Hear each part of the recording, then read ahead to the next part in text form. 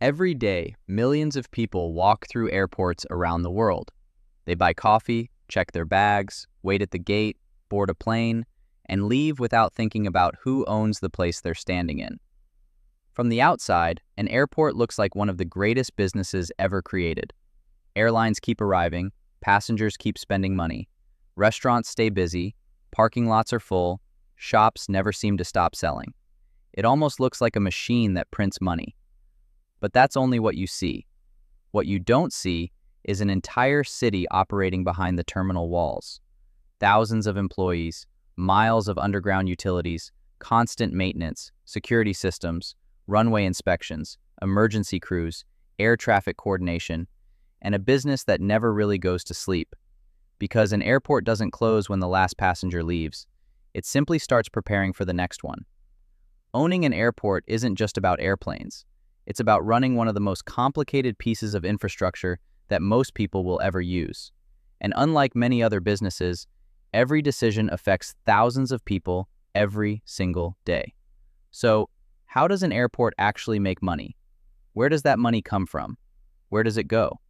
And why can a terminal full of travelers still leave an airport under financial pressure? That's what we're going to break down today. The first thing most people get wrong is believing airports make their money from selling airline tickets. They don't. The airport doesn't own the airline. It doesn't decide where planes fly, and it doesn't receive a percentage of every ticket sold. Instead, the airport sells something much more valuable: access. Every airline wants access to passengers. Passengers need access to airplanes, and airplanes need somewhere to land, park, refuel, and depart safely. The airport sits in the middle of all of it. Think of it less like a transportation company and more like a marketplace, one where airlines, travelers, restaurants, shops, rental car companies, hotels, and logistics businesses all meet in the same place. The airport creates the environment. Everyone else pays to use it. That's an important difference, because once you understand that, the entire business starts to make sense. Here's another surprise. Your first customer isn't actually the traveler. It's the airline.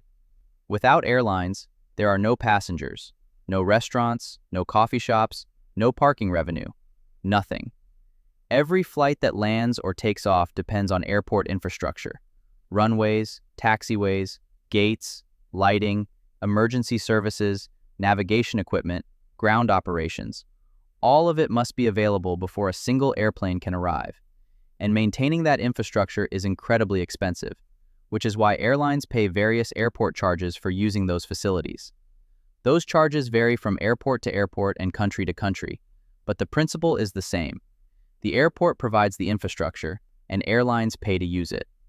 But if that's all airports earned, many of them wouldn't be very profitable, because the really interesting part of the business begins after passengers walk through security. Imagine two people boarding exactly the same flight. One walks directly to the gate. The other buys breakfast, grabs a coffee, visits a duty-free store, pays for premium parking, and rents a car after landing. Neither passenger paid the airport for their airline ticket, but one generated much more economic activity inside the airport than the other. That's why modern airports are designed to be much more than transportation hubs. They're commercial centers.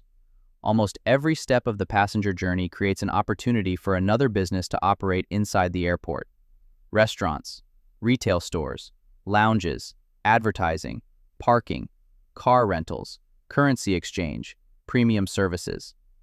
The airport often earns revenue by leasing space, collecting concession fees, charging for advertising, or operating certain services directly. In other words, every traveler becomes part of a much larger business ecosystem. And the longer people stay inside the terminal, the more opportunities that ecosystem has to generate revenue. Which explains why airports spend so much effort improving the passenger experience. Because a smoother journey doesn't just make travelers happier, it can also create more opportunities for businesses inside the airport to succeed. So far, the airport business sounds simple. Build the infrastructure, bring in airlines, move passengers through the terminal, then collect money from everything happening around them. But the revenue is only half the story, because every dollar entering an airport arrives with a long list of obligations attached to it.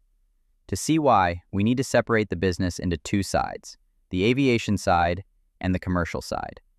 The aviation side is the part most people expect. Airlines may pay landing charges, gate charges, terminal rents, and other fees connected to airport facilities. The exact system changes from one airport to another, but the basic exchange is easy to understand. The airport maintains a safe and functioning platform for air travel, and airlines pay for access to that platform. A larger aircraft may place more demand on a runway and apron. A busy gate may be more valuable than one used only a few times a day. A terminal counter, baggage system, or aircraft parking position all occupy scarce space. That space has to be managed carefully, because an airport cannot simply add another runway or terminal whenever demand rises. Expansion can take years of planning, approvals, and construction, so capacity itself becomes a valuable product. Then comes the commercial side. This is where the airport begins to look less like a transport facility and more like a landlord with a captive flow of customers. Restaurants and stores can pay rent. Some agreements may also give the airport a share of sales. Rental car operators pay for counters, parking areas, and access to travelers. Advertisers pay for attention. Hotels and office buildings may occupy airport land. Cargo companies may lease warehouses and logistics space. And parking can be especially attractive because the airport controls a scarce convenience close to the terminal. This is why passenger volume matters so much. More passengers can support more flights. More flights can attract more businesses. And more businesses can improve the experience for passengers. When the system works, each side strengthens the others. But volume alone is not enough. A passenger who changes planes and never leaves the secure area behaves differently from someone who parks for a week. A business traveler behaves differently from a family on vacation. An airport owner has to understand not only how many people arrive, but how they move, how long they stay, and what they need along the way. Now we reach the part hidden behind the departure board. An airport is a collection of expensive systems that must work together every day. Runway surfaces wear down. Lighting systems need inspection. Baggage equipment breaks. Heating and cooling consume energy across enormous buildings. Cleaning teams work through the night. Fire and rescue crews must be ready even when nothing goes wrong. Security depends on people, technology, and controlled access points. And the most dangerous expense is often the one you can postpone.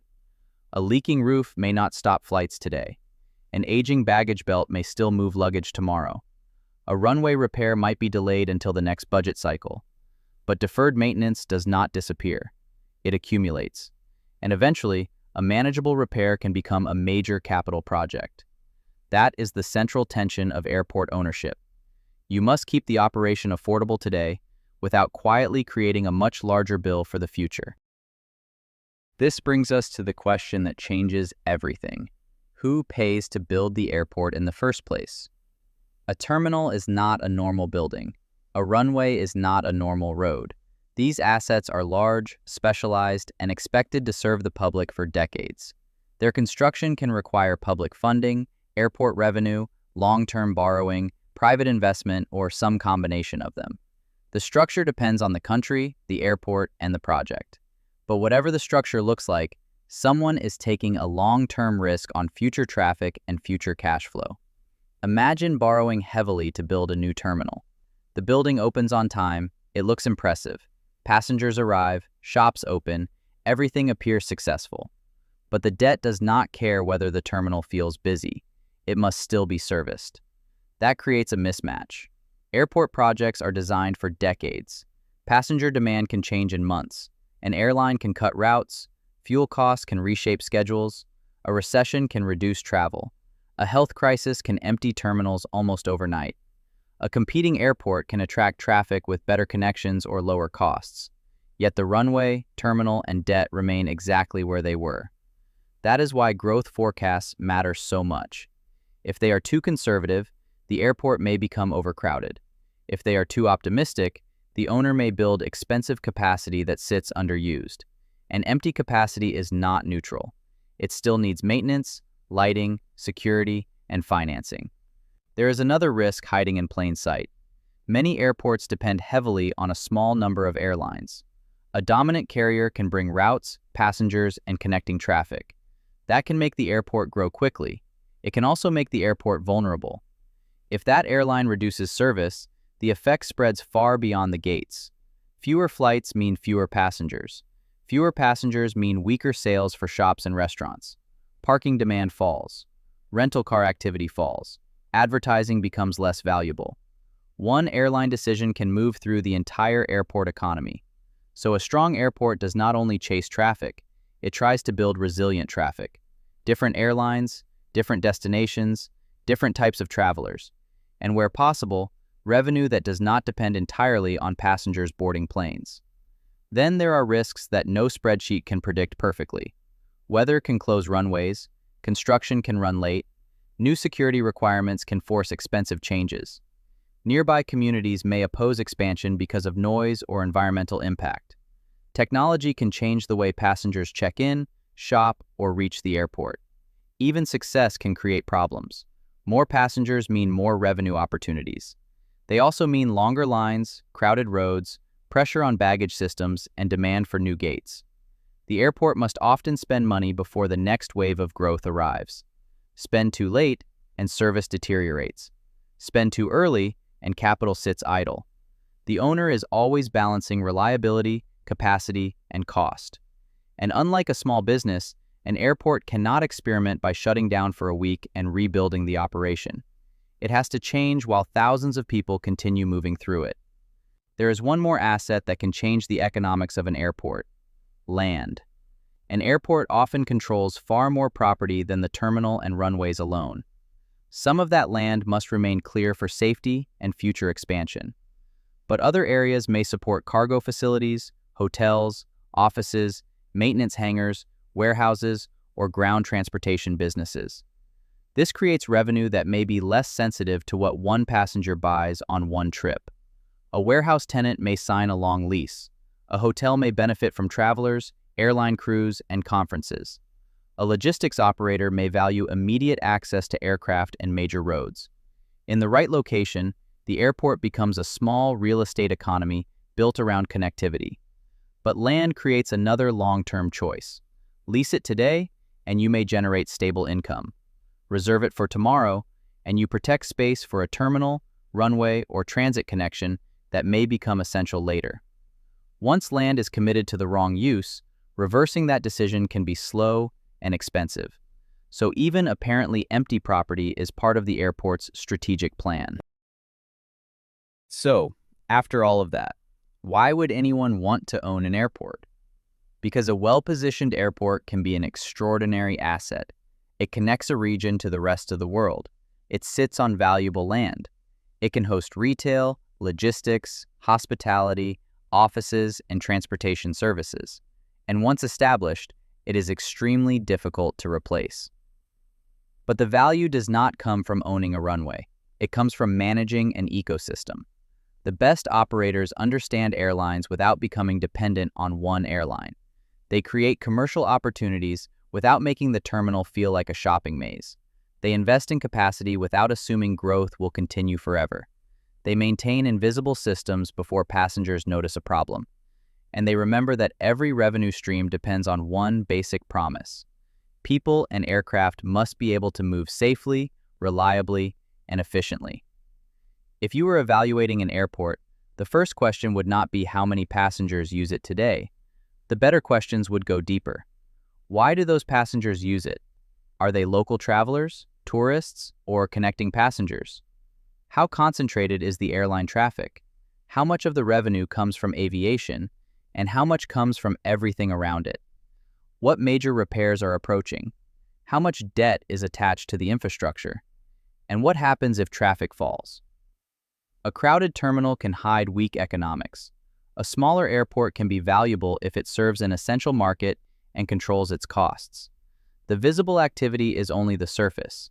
The real business lives underneath it, in contracts, land, infrastructure, financing, and thousands of operational decisions. Now imagine that passenger traffic falls for a year, not to zero, just enough to expose the weak points. There are fewer flights, so aviation charges decline. Stores make fewer sales. Some tenants ask for relief or decide not to renew. Parking and rental car activity soften. advertising becomes harder to sell. But many expenses do not fall at the same speed. The runways still need inspection. The terminal still needs cleaning and security. Emergency services still need to be ready. Debt payments still arrive. That is the stress test every airport owner should imagine before celebrating a busy year. Can the airport remain reliable when traffic disappoints? Does it have reserves? Can capital projects be phased without damaging the operation? Are leases and airline agreements structured to share risk fairly? Is there enough diversity in the customer base to absorb one major loss? A resilient airport is not the one with the most optimistic forecast. It is the one that can survive when the forecast is wrong. Owning an airport sounds glamorous. Aircraft arriving from around the world, terminals full of people, stores selling all day, parking lots generating revenue while travelers are away. But beneath that activity is a business with enormous fixed costs, constant responsibility, and very little room for failure. An airport does not print money simply because it is busy. It succeeds when every part of the system supports the others. Airlines bring passengers. Passengers support commercial activity. Commercial revenue helps fund the infrastructure. And reliable infrastructure keeps airlines and passengers coming back. Break one part of that cycle, and the whole business feels it.